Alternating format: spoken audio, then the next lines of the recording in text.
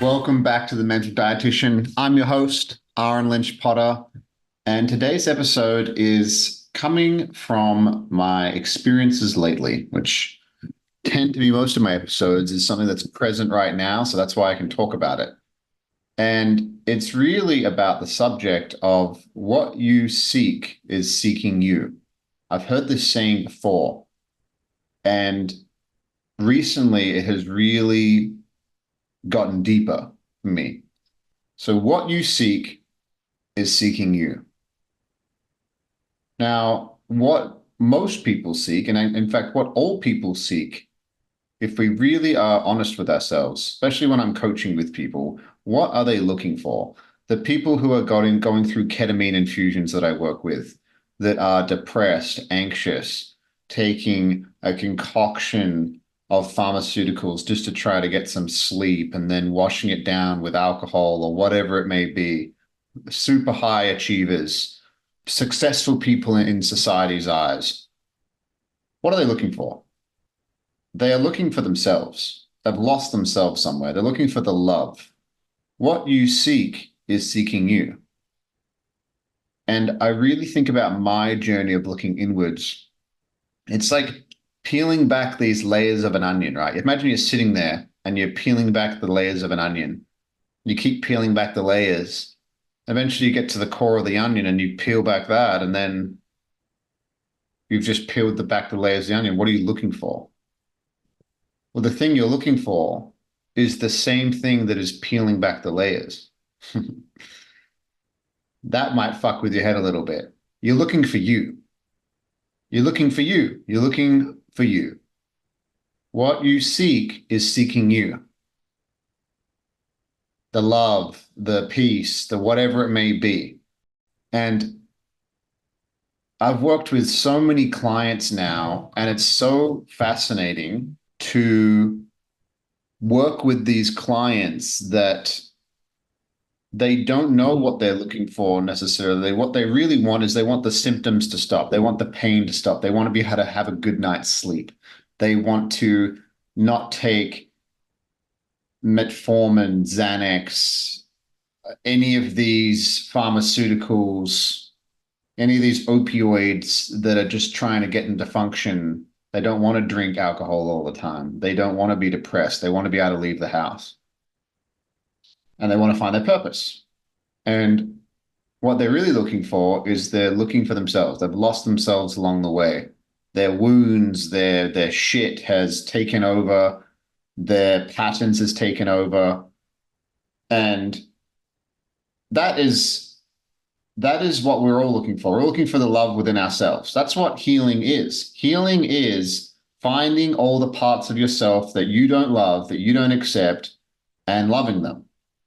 And eventually you can get to a place where it's like, oh shit, I'm actually pretty fucking awesome. I'm awesome. I'm not perfect. I'm flawed. I'm a human being. I get tired. I get grumpy. I'm going to be sad sometimes. I'm going to feel all the range of the emotions. I'm pretty fucking awesome. And that's a great place to be. That's a place that I have reached lately, and it feels really good. Oh my God, it feels good. And for such a long time, I was peeling back the layers of the onion, right?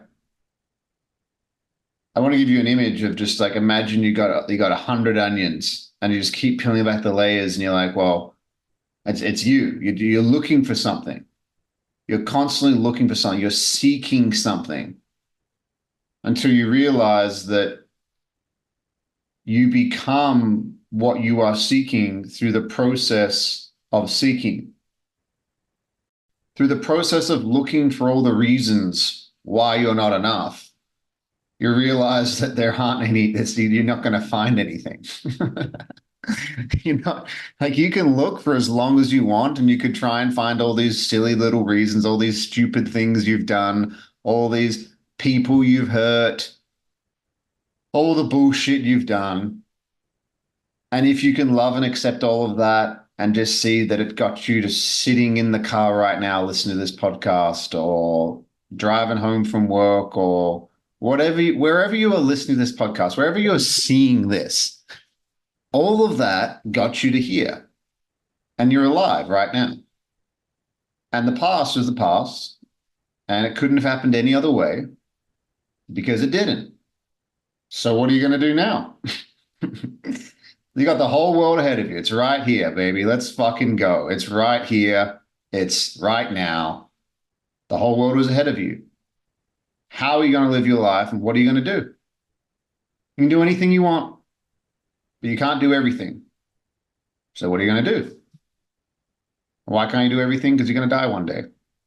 I'd love to be I could see myself being an actor. I've always wanted to explore that side of me.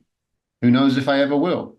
Music. I started playing clarinet for the first time in 20 years, 2 days ago, and my brain remembered it.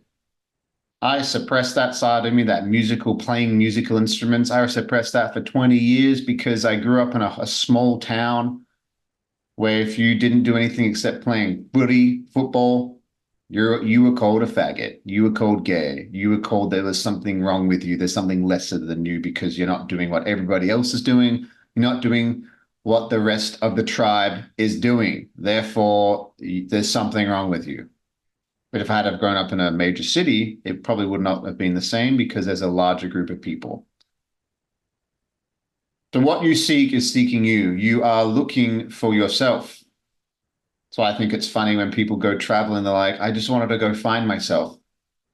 Well, who's the one that booked the ticket if it wasn't you? All the therapy, all the plant medicine ceremonies, all the meditation, all you're trying to really do is find you. And who's the person doing the finding, who's the seeking? You've been there the whole time. You're there the entire time. You're there right now. There's literally nothing fucking wrong with you except the belief and the seeking that there is something wrong with you. Took me a long time to get there.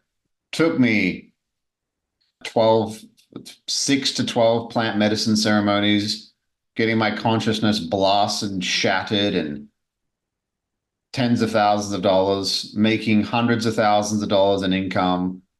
I'm glad I found it now, though. And who knows? Maybe I might find out one day that I didn't find it at all. But I don't believe that is the case. Finding it is finding yourself and realizing that you've been there the whole time. You've just been waiting for it. It's like when people talk about their purpose. What you seek is seeking you. That could be to do with your purpose. So many of my clients are like, I want to find my purpose. I was like, cool. Well, it's more of a remembering from what I've seen. It's a feeling that occurs. It is undeniable. It is a feeling that's within you. It's the world synchronizing to you and what sets your heart and soul on fire. And what is for you, you can't fuck up. You can't. You can try. You might fuck it up for 20, 10, 15, 20, 30 years, but what's meant for you is meant for you. And I have too much as evidence now to argue with it. I just accept it now. I can't argue it anymore. I can't deny it. Down to my relationship, the amount of stupid shit I've done in this relationship, the amount of times I've hurt this beautiful woman I'm with, and she loves me for me. And it's amazing. And I could have fucked it up so many times. It could have gone sideways so many times, but it didn't because it's meant for me. Just like there's things in your life that if you are just honest with yourself, they're meant for you. You can fight it, you can deny it, you can do whatever, but it's meant for you. So what you are seeking is seeking you. Fascinating to really sit with that and to, if you really believe that what you truly, really want from the bottom of your heart wants that for you also, whether that is your purpose, the love that you are looking for, the love that you want to experience, the peace you want to experience, it's looking for you too. You have to get rid of all the blockages, all the things that are preventing that from flowing.